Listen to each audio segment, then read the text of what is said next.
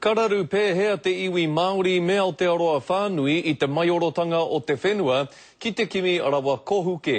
Koera te pātai a te ropu reipa, whaimuri ho i te wahangūtanga mai o te kāwanatanga e pāna ki tāna kaupapa kiri i ngā whenua rāhui o te karauna.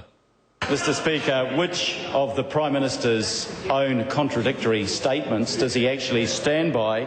E wero atu i te Premier kia ki te mena he tuetu he tuahura nei te whakaroa te kāwanatanga mo tā rātou kaupapa mai o ro whenua.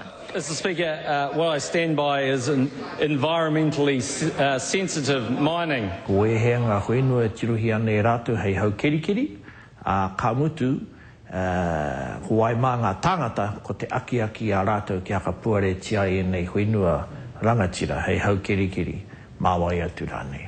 Hei tā Shane Jones kei te noho kuhuna te Premier a John Key mo ngā whakamārama o tā rātou mahere mai o ro whenua ki te kimi rawa kohuke.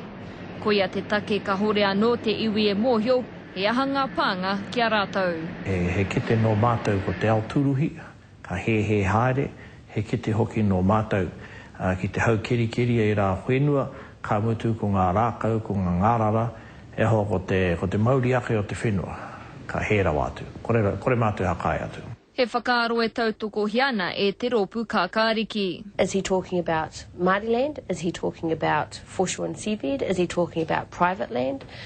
We don't know. E ai kia John Key kei te whai whakaaro rātou i nai nei ki ngā whenua i waho atu i ngā whenua rāhui hei kiri mā rātou.